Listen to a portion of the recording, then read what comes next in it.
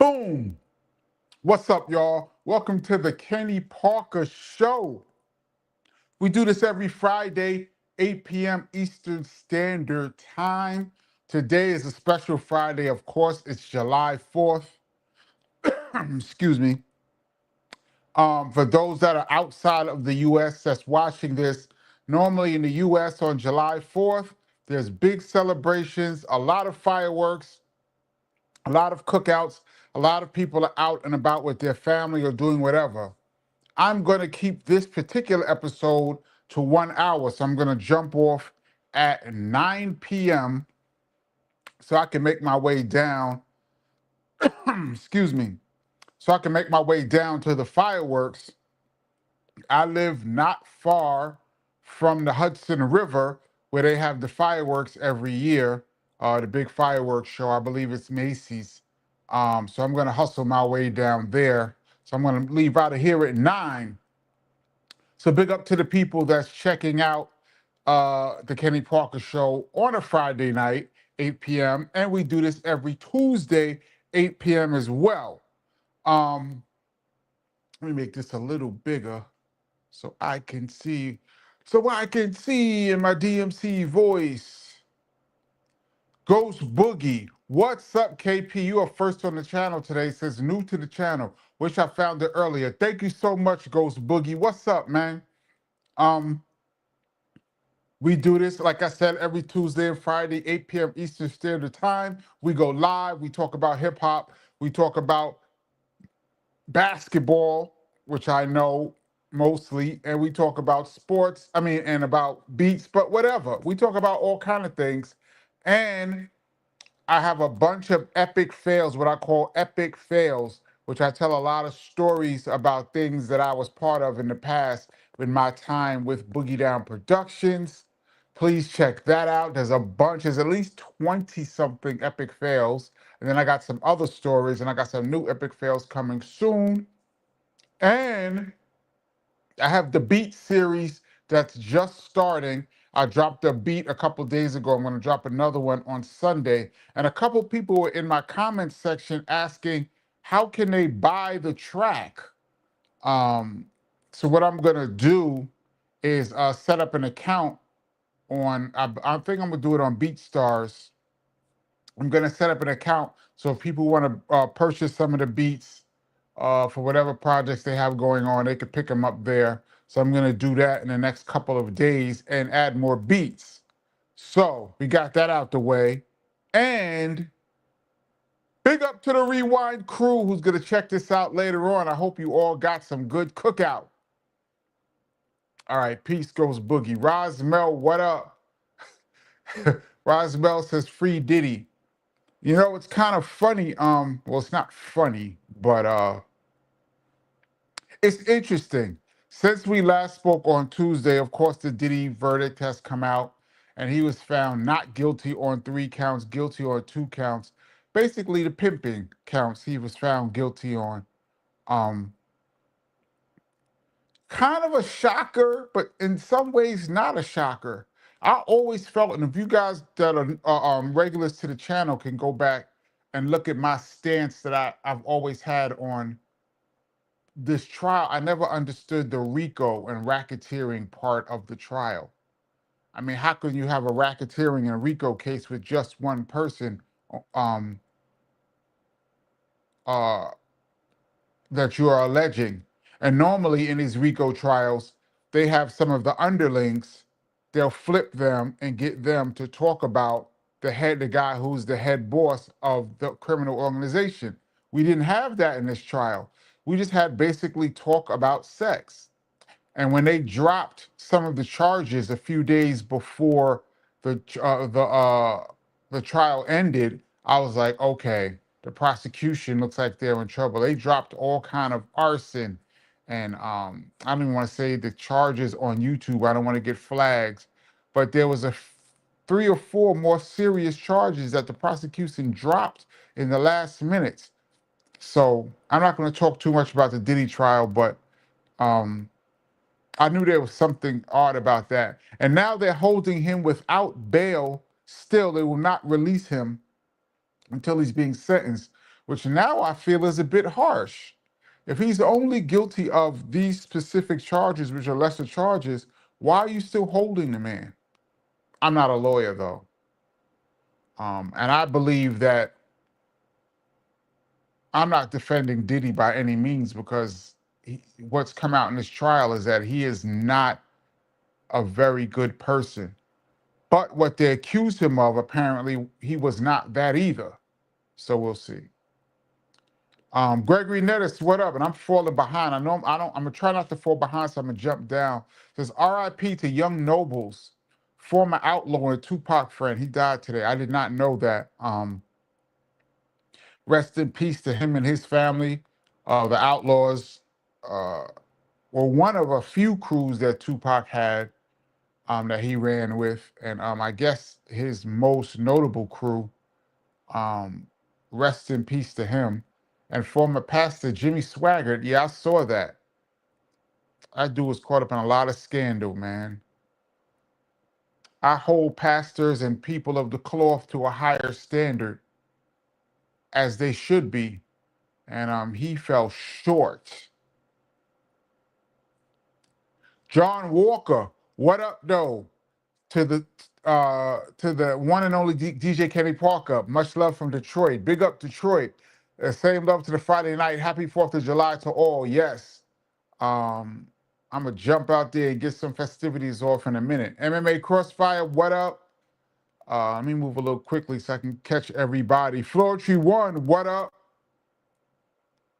Thanks, bro. Recovering slowly but surely. I appreciate you. Yes, Floetry One had the hip surgery. We're gonna be monitoring that each week, so keep us updated. Albez Valdez, Abel Valdez, what up? Green Lion Entertainment, what up? Sweet Goldilocks, what up? I don't recognize this name. Grump Bundy, 716, peace. Latrice Washington, what up? I see a few of the regulars are chilling. H. Bippy, what's going on? Haven't seen you in a minute. Where you been? Rod Justice, Samuel Gervais, DJ Q Store 101, what up? James Brown, what up?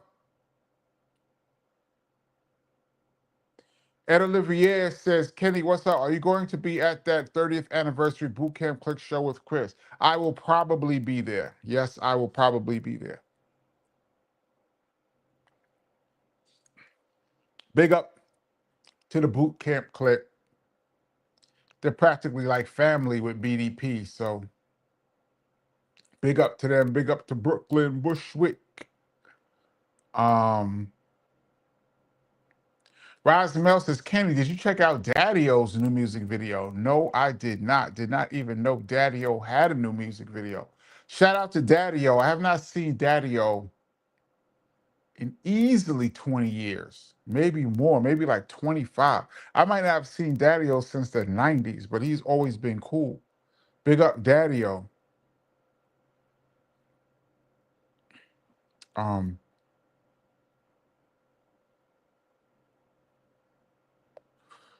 This is interesting. While Justice says, I was going to the Folk Life Festival on the mall to see some of my guys doing it for words, beats, and life, but I cannot handle the crowd and potential threats.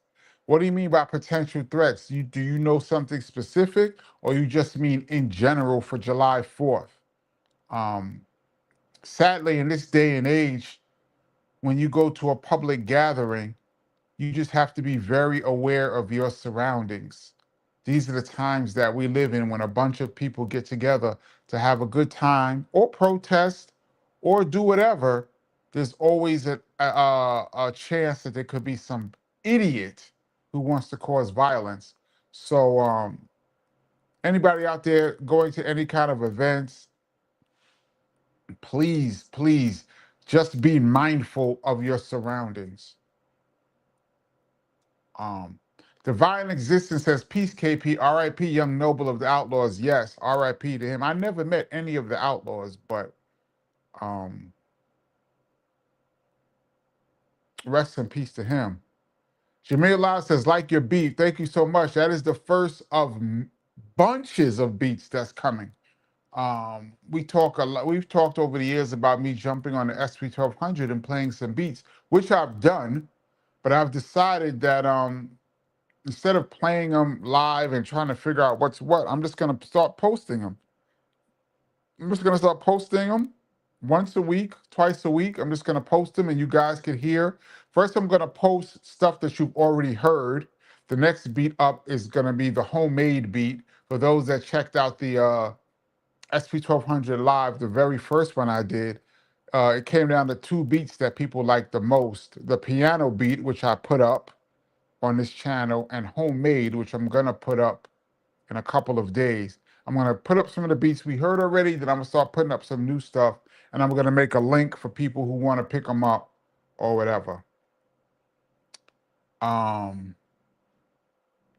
Kennard Roberts says, KP, did you as a DJ feel that exposing samples potentially discredit producers' creativity? Not really. It really depends. I think exposing samples that were not cleared, and we have no way to know if they were cleared or not, it puts producers in a position to get sued, and that's not good for the producer. It's good for the original songwriter, artist who probably had no idea that this song was sampled until somebody brought it to their attention.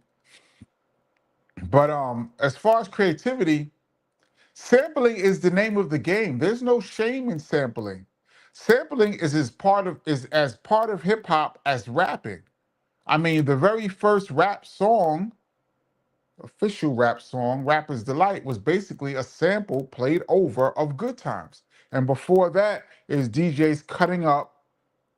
They became their own human samplers, cutting up whatever the hot beats were of the day. So sampling is as part of hip hop as rapping, breakdancing. Sampling should probably be its own category um, in the pillars of hip hop.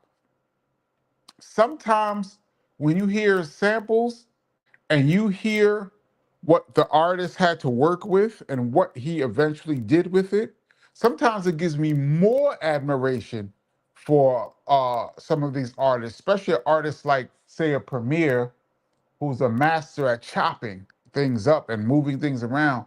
Sometimes when you hear what Premier originally had to work with and what he did with it, you be like, wow, that's amazing. Or somebody like a Q-Tip who layers a lot, Prince Paul, guys like that. And when you see them layer 3 or 4 different samples from different records, from different artists, and they all seem to blend together like it was one band, that's amazing too. Then you have some people that just take a record, loop it exactly how it is, and just let it go. Um, they get less of an admiration, but still, if they make a hot song, you make a hot song. So for me, I don't lose any uh, creative credit or any kind of admiration to a producer if I find out the sample that he used. Not at all. Uh, Benny Doyle, what up? I like this. As Google said Kenny Parker was KRS' brother. Our community knows it as KRS is his brother.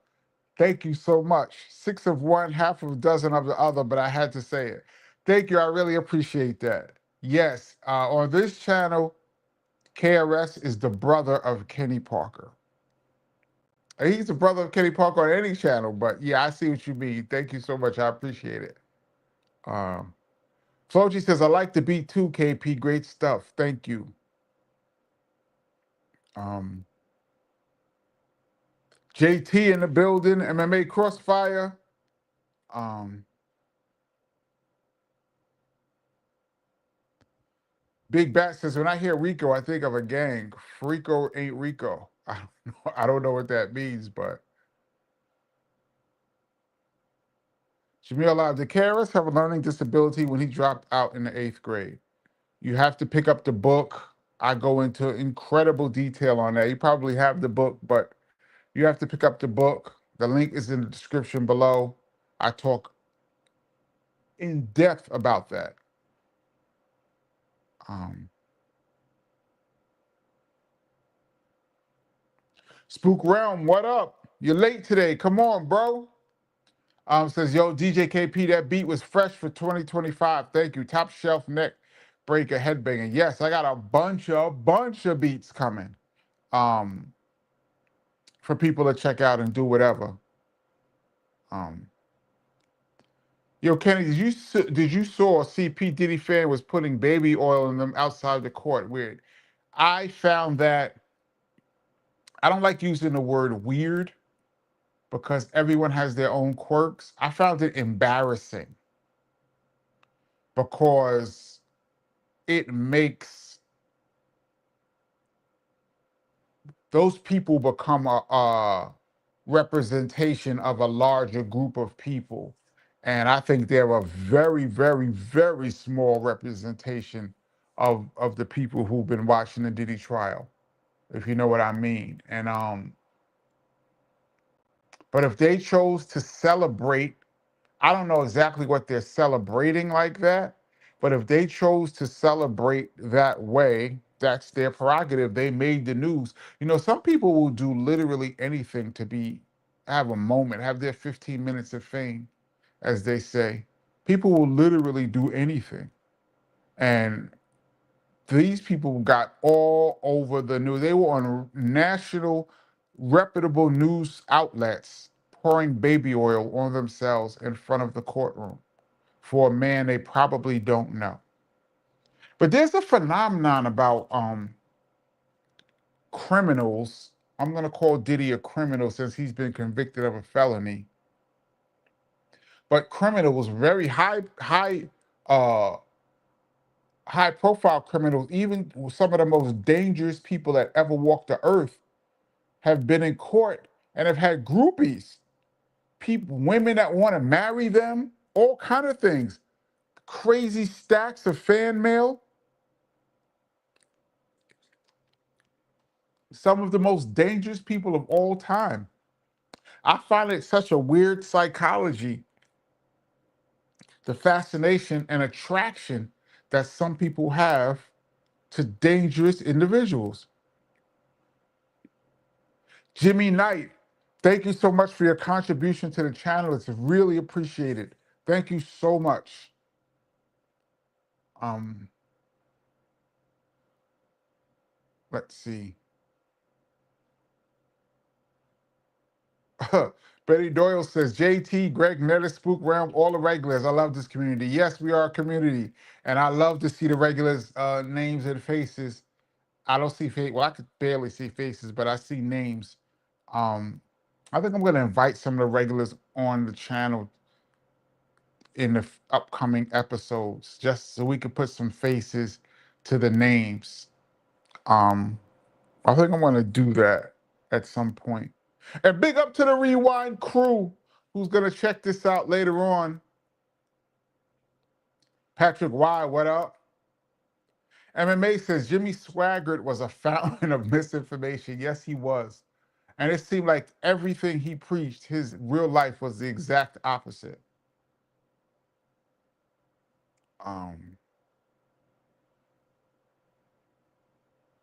Let's see. MMA says, Kenny, July 1st was Canada Day. I did not know that. So Canada Day is July 1st, and I guess America Day is July 4th. That's dope. I'd like to come out to Canada at some point. Always had dope ass shows there. The hip hop in Canada was off the hook when I used to tour with BDP. Oreo 1873, happy 4th.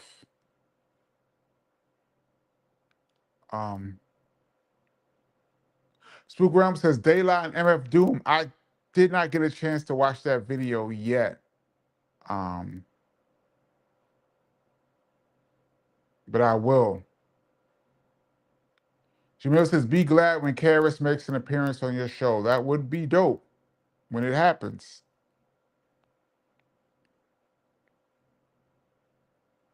Um, Patrick Wise says, "Yo, Kenny, Chris Mullen used to come up to the Bronx and play ball around Ed's Way. He came to our park, Hayford. Didn't know who he was at the time, but thought he was half Asian. Yeah, he does. I could see that, especially when he was young. Chris Mullen is one of my all-time favorite basketball players. Loved him at St. John's. One of the great pure shooters of all time. Um, wasn't quick, uh, wasn't athletic, but understood angles and could shoot his ass off. Part of that Big East with Patrick Ewing, Pinckney, Pearl that made the Big East what it was. Um, just a phenomenal, phenomenal player. And I once saw in an interview years ago, I think it was The Source maybe, they asked Chris Mullen what was his favorite rap group, and he said Brand Nubian. That I found that to be dope. Um, Thou art credible. Thank you so much for your contribution to the channel. Who's your favorite DJ duo? OC and Crazy Eddie, world famous Supreme Team, stop there, or Chill Will and Barry B? I love the world famous Supreme Team. I didn't hear them that much. I was too young to really stay up late and listen to them when they were on WHBI. But I love the music, and I've heard tapes of them later on. Chill Will and Barry B were dope with the Get Fresh crew, dope DJs. Um, Shout out to Chill Will too. That's the homie. I think I met Barry B maybe once. OC and Crazy Eddie, I don't know them at all. Shout out to them though. But I'm going world famous Supreme Team. And I would love to have C Divine on this channel. I met him once. I was so excited. I met him once in Brooklyn, and I was so excited to meet him. I would love to have him on this channel. Man, I wish if anybody knows C Divine, please can you mention that there's a huge fan named Kenny Parker who would love to have him on the channel. Patrick Watts says Sonny Liston got a raw deal. I still think those Ali fights were fixed and mob sponsored. I think that second one with the Phantom Punch was very questionable. I think all fights were mob influenced. I think boxing had to be one of the most corrupt sports out of all the sports and the most easily to corrupt. You just tell somebody, look, go down in the fifth, go down in the sixth. It's that simple. Nobody will know. You can't say, I didn't get hit hard. Like, there's no way to prove it. But that Phantom Punch that Ali hit Sonny Liston with, Sonny Liston like couldn't recover or something like that. I believe it was Sonny Liston. I always found that to be suspicious. And Sonny Liston was a straight mobster.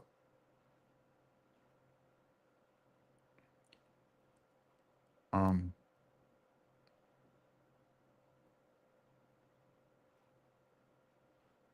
Patrick Wise says rap started with samples. No samples, no rap. I agree. Um, Samples are the musical bed, the backbone of rapping. From day one.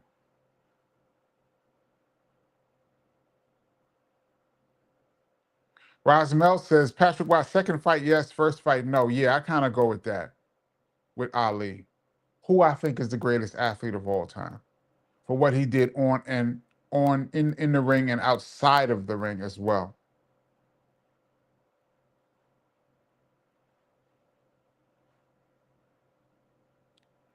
Every MC sample, just about, I believe Outkast organized noise. I believe that most of their stuff was played, I believe. The vast majority of Outkast, I believe, is live instrumentation. Sampling is treated like DJing.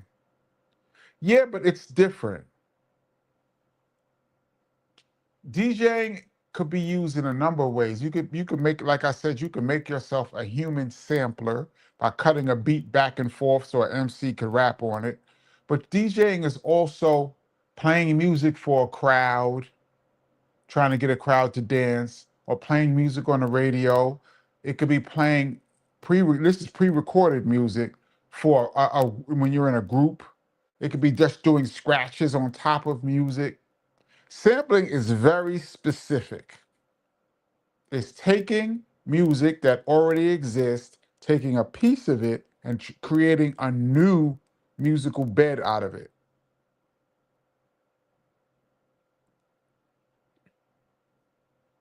Um,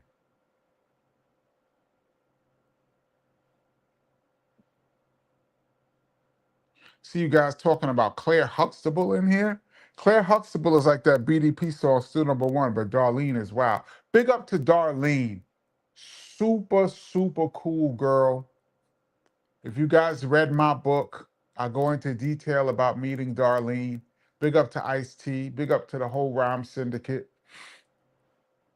Darlene is super cool.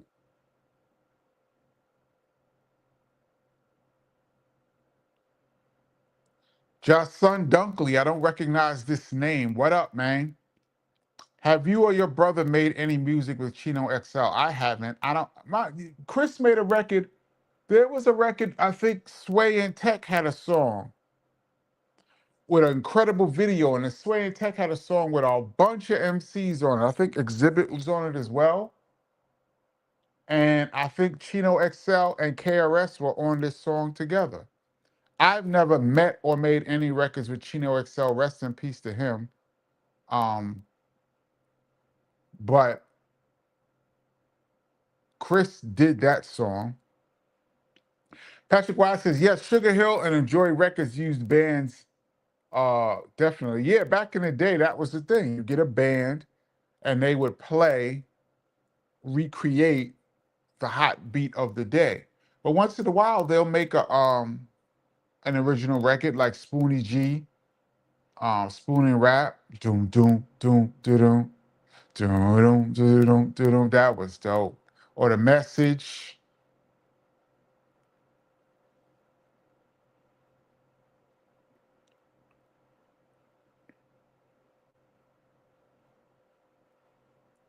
New York City connoisseur, NYC connoisseur. I like that name. I think I consider myself that as well. Hey, Kenny, what was the energy like working on 1993's Return of the Boom Bap? Ghetto Blueprint is my favorite project. Much props to you. Thank you. I was not in the studio for a lot of Return of the Boom Bap. I was working with Heather B on an album that never came out. So I was in D&D. I was down the hall Chris and Preem was working in the B room, and I was in the A room a lot with Heather around that time.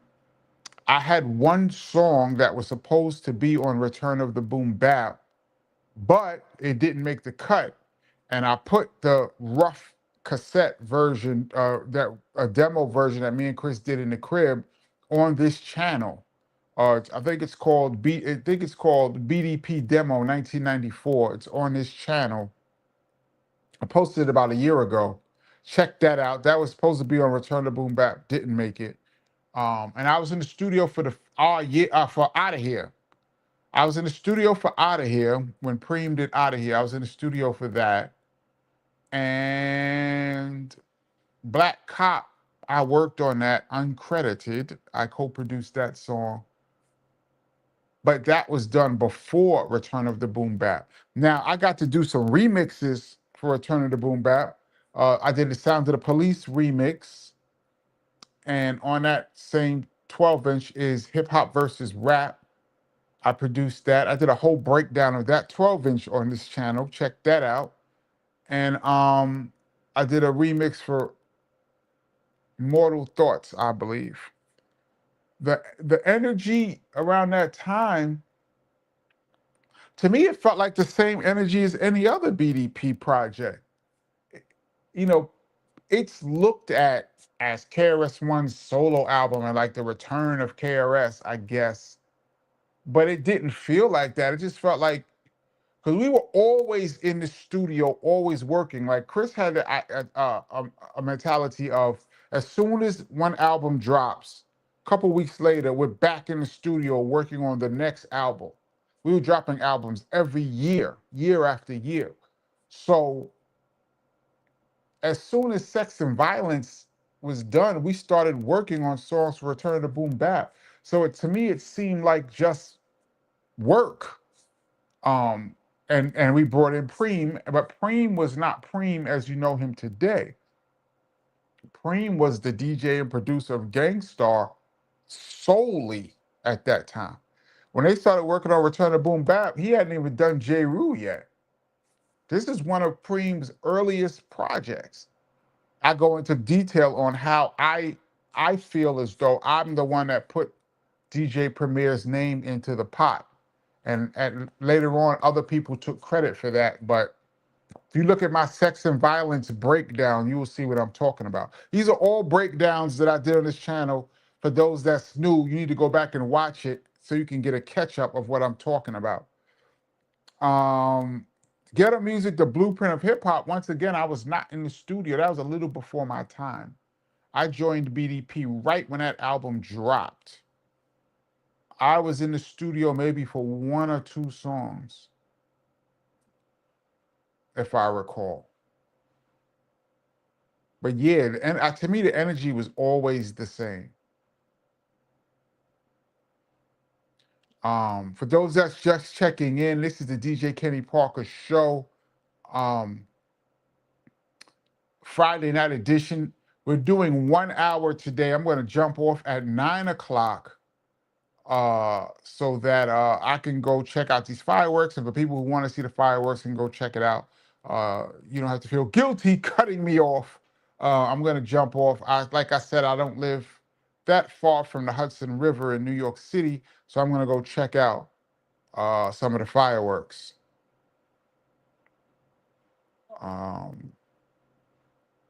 Let's see. Let me scroll down a little bit. I'm falling behind. How I fall behind every show? Big Bat says Public Enemy doesn't celebrate 4th of July, neither do I. I respect that. Matter of fact, I don't really celebrate hardly any holidays. But I like the fireworks. And since the fireworks are today, I will check it out today. But if the fireworks were on July 8th, I would check it out on July 8th.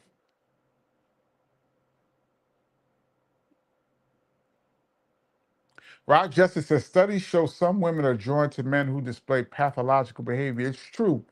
But you look at, like, remember Ted Bundy and all of the groupies that he used to have and all the women that were in the courtroom trying to get with this guy? They don't. Do you understand that if you met Ted Bundy outside of this courtroom, it would be the last thing that ever happened to you? He's one of the most prolific criminals in history and had tons of fans. Same with Charles Manson. It's amazing. I'm not putting Diddy in any category like that, but I'm just saying that I'm amazed at how people, women in particular, are drawn to people that if they met in another situation would be very sad.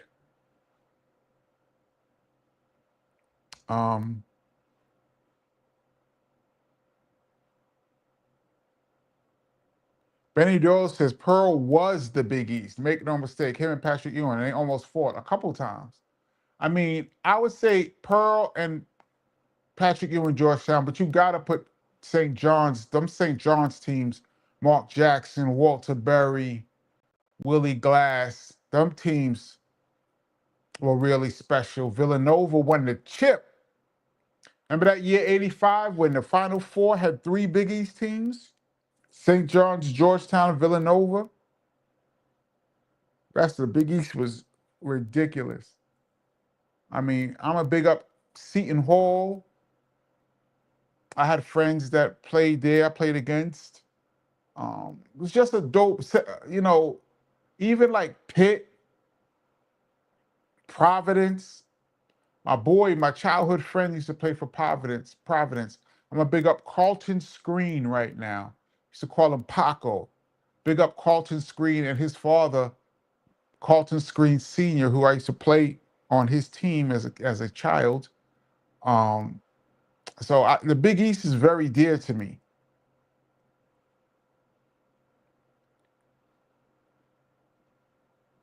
Kennard Roberts, this is a great question. KP, what drew you to the parks first? Was it hip hop or b-ball? It was b-ball for sure. Um, Even though we grew up in the Bronx and we grew up on the same block as Kool Herc, and we was right around Kool Herc during the creation of hip hop. My family lived in the next building over from Kool Herc. I go into great detail in the book, and I've heard you know that KRS has mentioned this many times. Um, we was right on the scene with Herc, but then we moved to Brooklyn shortly after that. So we kind of was away from the scene until hip hop caught up. So hip hop wasn't really in our face like that for a few years, late 70s. But basketball, I picked up basketball at the PAL. They used to have the Police Athletic League. I don't know if they even still have these programs for kids to go to, get them out of trouble. We used to have the PAL and the Boys Club of America. But I picked up basketball at the PAL when I was 10. And it was just something to do. It wasn't even like my favorite thing. It was just something to do. Comic books was over basketball. Like we played ball, read comic books, uh, played Skelly in the street. All of that was equal until we got a little older, and then hip hop came. And then me and my brother branched off. Like I went to basketball and he went to hip hop. Please get the book, y'all. I talk about it all the time, but it's all in here, man. The whole story. Um, so yeah, to answer your question, it was b-ball for sure that got me to the parks first.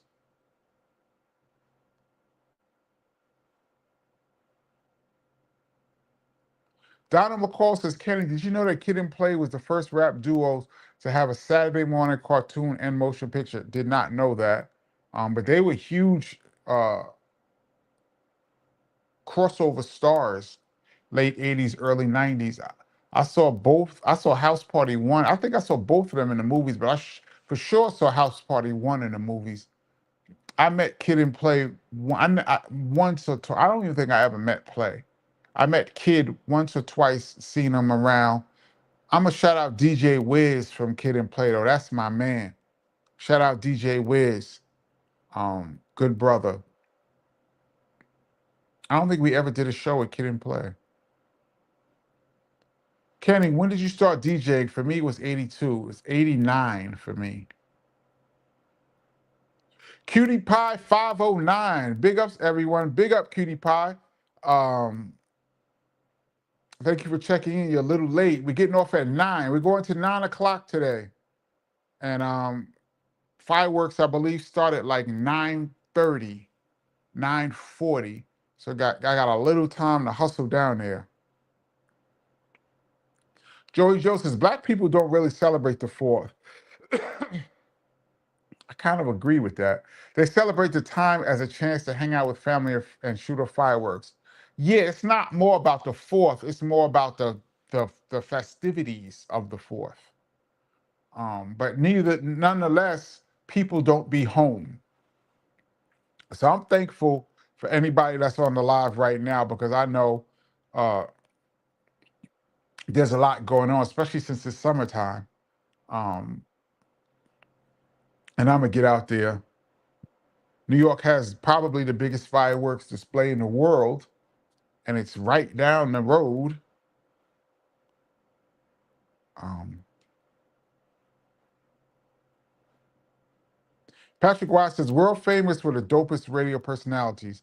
Just Allah, the superstar, and C Divine, the mastermind, were incredible. I think they're the first to do shout outs. It wasn't called that at the time.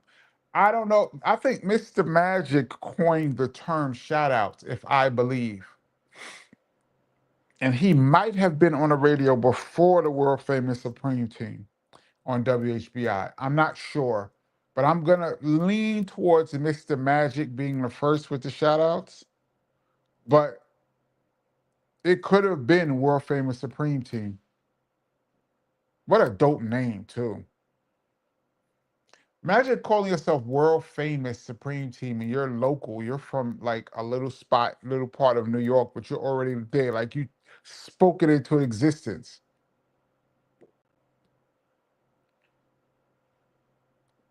Guess who says early rap? No sample, no rap. Not true. I don't understand what you mean. No sample, no rap. I don't understand what you mean, early rap. Early rap was full of samples.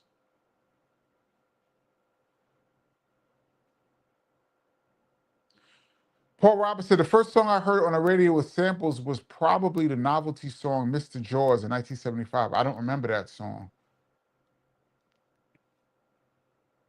Imagine the amount of work it took to put samples and stuff back in 75. Oh, I saw this, Benny Doyle. Michael Madsen passed away from Reservoir Dogs. Yeah, I saw that. He was really dope in Reservoir Dogs. And wasn't he in Donnie Brasco too? And Kill Bill. He's a great villain. I saw that at a young age too. I did see that. Rest in peace to him.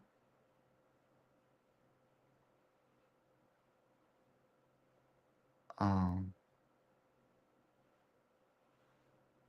Jason Wall says, happy birthday to the educated rapper. Yes, rest in peace. Shout out to UTFO.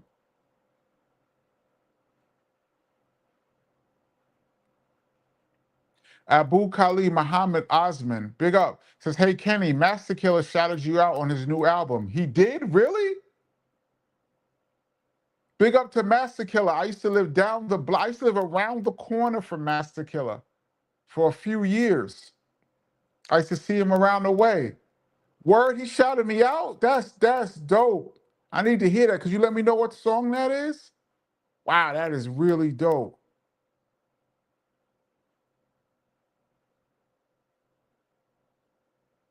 Ken, do you remember when Derek Harper flipped JoJo English down and David Stern's right there? JoJo English was no, it was from Boston Celtics. I remember Derek Harper flipping somebody. I don't know if it was JoJo English. I don't remember that part. But I remember him flipping somebody when he was on the Knicks. Patrick Wise says, KP, what's the best use of a sample have you ever heard? That's really hard. That's a really hard. Because it's many ways to use a sample. I'd say best use is finding some obscure record that is so rare and bringing out a sample that no one ever heard that's incredibly funky and incredibly rare. I think that's a great use of a sample. Or, like I said, the way somebody chop up something so crazy that you never could know it was the original. I'm sure it has to be something DJ Premier did. That's a tough question. I'd have to go back to that one. Sweet Goldilocks, thank you so much for your contribution to the channel. Kenny, Ralph McDaniel said he started shout outs on his show. Well, let's see. Ralph McDaniel's video music box started in like what? 80. I'm not sure when it started. 83, 84. I believe Mr. Magic was been doing shout outs and the Supreme Team. I'm not going to argue my brother Ralph McDaniels. That's my boy, by the way. Shout out to Uncle Ralph. He might have started shout outs live on a video, but that was way later. So I remember he used to do parties. He'd be live at the parties, and they'd have the camera, and he would go around talking to people and have people doing shout outs. But that was in like the mid 80s, late 80s. Shout outs have been going on for years then. I didn't see that, but I would like to see what he means by that.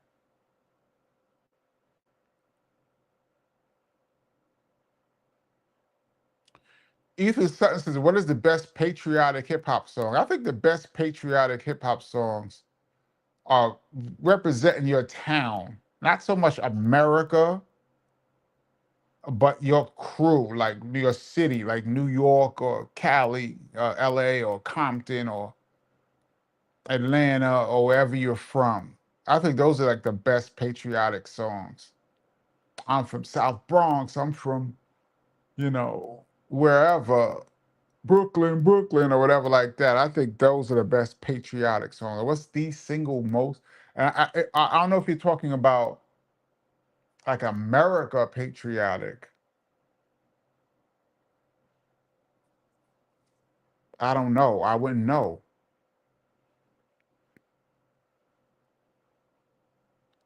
CMC's techniques in class. Once again, thank you so much for your contribution to the channel. It's much appreciated. What up, KP? Speaking of Kid and Play, do you notice any tension from Positive K, Heavy D, Kwame, Fresh Prince being labeled as happy rap in the 90s? I wouldn't say I didn't know Positive K was labeled as happy rap. He had that one record, Got a Man, that was a big crossover hit. But all the rest of his stuff, Positive K came off more like smooth ladies man to me. Heavy D, the only person on here who I think would be considered happy rap to me would be, say, Kid and Play or the Fresh Prince. I didn't see Heavy D like that. Kwame, I guess he got heat for the polka dots, but that's when Biggie said, because we never even thought the polka dots was his style until Biggie said the whack polka dots, and then it became whack. Kwame, by the way, was dope. Cause I used to like Only You. I like the rhythm was banging. I used to play that all the time. And I thought Only You, as far as like a dance record, was dope. I think Kwame is dope, and he produced a lot of records in the 2000s, by the way. I think he did a record with Monica that was big. But Kid and Play would definitely be considered happy rap. Even though they had a couple jams that I like Rolling with Kid and Play, oh la, hey, that record was banging. Um, Do This My Way was banging. I used to have the dance. But I don't have a problem with happy rap. I like all styles. We need all styles. Every rap song doesn't have to be mean mugging in the camera. Every song doesn't have to be political or conscious. Every song doesn't have to be talking about girls. Give me the whole gamut. I'll take some happy rap. I'll take some Fresh Prince. Parents just don't understand. I'll take all that. But I didn't notice any tension because I didn't hang of these groups that you mentioned with. I didn't hang with any of them. Positive K was mad cool. I used to see Positive K around. He was cool. I used to see Heavy D around, but I never hung with him. I don't know Kwame at all, and I met the Fresh Prince, Will Smith, once. So I don't know if there's any tension because I never hung with them.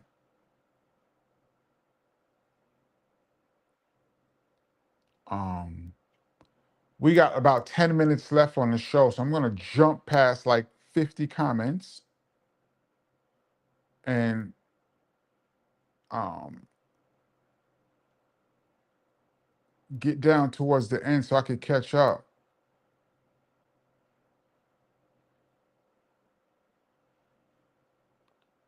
Um,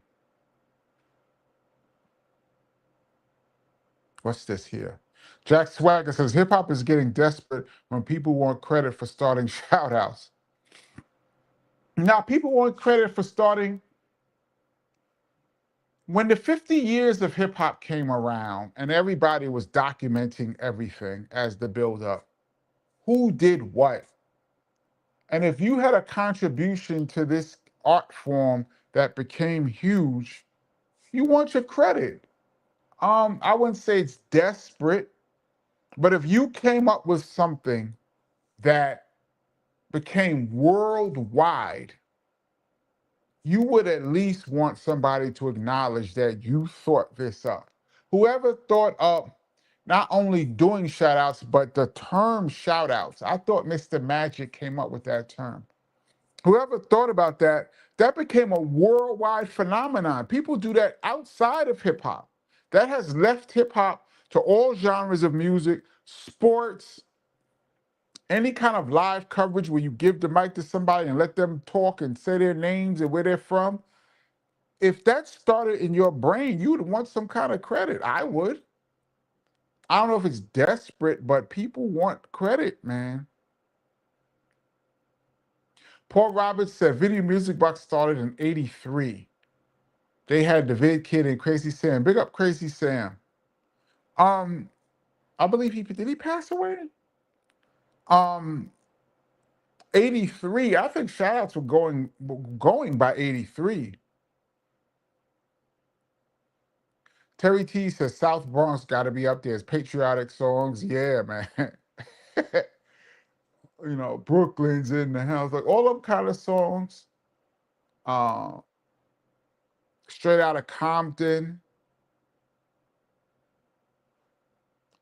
Curtis Blow, America. I don't remember that song. I know Two Live Crew had Born in the USA. They did that over, Banned in the USA, after they got in that controversy about language, explicit language. Then they did Banned in the USA, Banned in the USA. They had the flag and everything. That might be the biggest patriotic song ever. Patrick Wise says, try a little tenderness sampled by Kanye and Jay-Z Otis. That was a great flip. Yes. That was a great flip.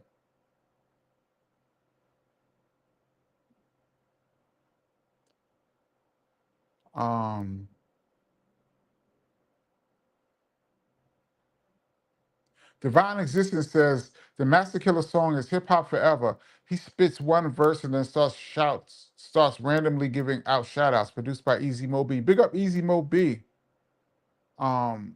I gotta check that out. Yeah, Papa Sincere says Two Live Crew Banned in the USA was an ill patriotic song because it protested censorship. Yeah. That might be like for America, that might be the America rap song.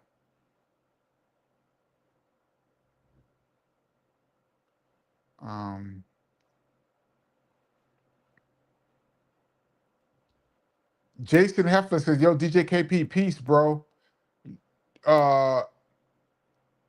I know if Miss Melody wrote her own lyrics or did Chris help her out while I all to write them. By the way, I believe her verse on self-destruction was hard. I wasn't there for the writing process. I believe Chris helped her out, obviously. I don't know if he wrote her rhymes, but I know he helped her out. Miss Melody was an MC though. When they met, she was an MC. When KRS and Miss Melody met, she was an MC. Now, of course, if you have KRS right there to help you put your rhymes together, you can use that. You could use his influence and that resource, of course.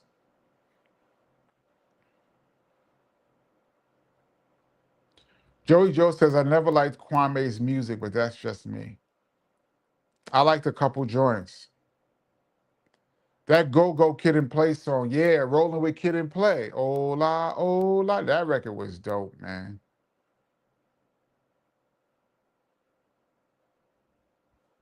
Let's see, let me scroll down a little bit.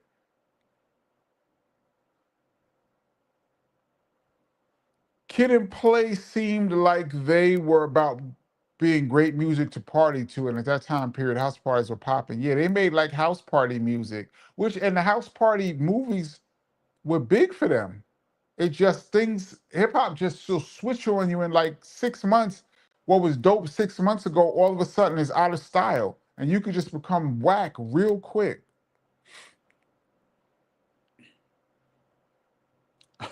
Raj Justice said, my father was on an elevator with Heavy D in LA, and he told me Heavy D acted whack. Oh man, I could see quite a few rappers, if you catch them in the wrong time, they could act whack. Heavy D was cool with me, but maybe because I was in a group. Michael Ball says, I'm still seeing this super group with KRS, Rakim, Kane, and G-Rap. I saw something about that, but I don't know. Um, I don't know if that's just talk. MK Ultra. Shout out to KP and the best hip hop chat on the YouTube. Peace, y'all. Thank you so much. We do this every Friday and Tuesday, 8 p.m. Eastern Standard Time. For those that's new, we're jumping off at 9 o'clock. Check out some fireworks. Big up to the Rewind crew who's going to check this out later on.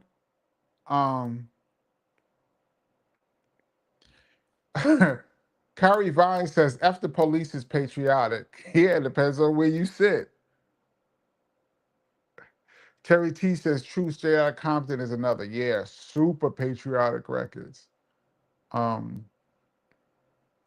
JT had what?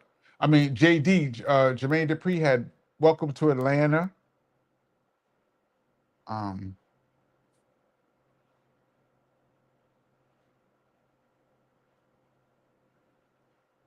KP, do a show with Jay Quanah Foundation. Here's a hip hop story, and J. Rue is on the show. I need to get J. Rue on this show.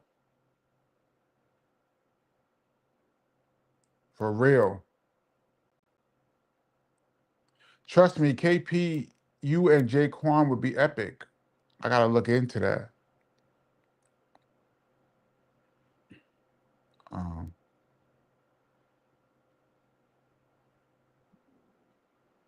Gregory Netter said New York Rats versus Chicago Rats. We talked about that a few months back. And some people were saying Chicago Rats win, which I find that hard to believe because New York Rats are the gangsterist. Is that a word? Gangsterist? I'd love to talk about that.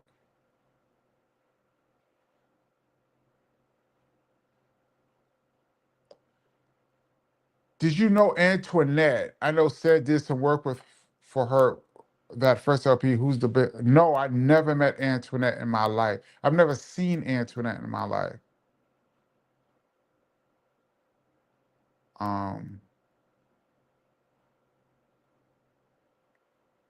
Let's see.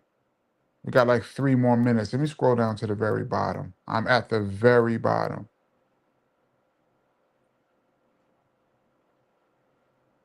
Jack Swagger said New York Rats versus Chi-Town Rats on Triller.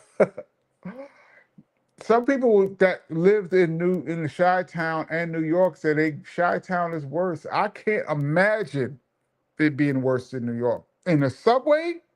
You ever been in New York City in the subway at night? Rats own the platform. I cannot believe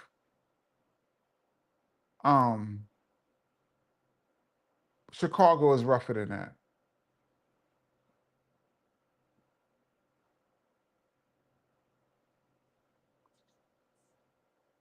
Rosmel says the man we all know and love was the Ish. Well, yeah, isn't that the one where Spinderella was his girlfriend in the video? Jack Swagger says California Love is pretty patriotic. Yes, that could be. That's right up there. That's a whole state. That could be one of the most patriotic records ever. That could be number one. California Love, that could be number one. Yep. That could be number one.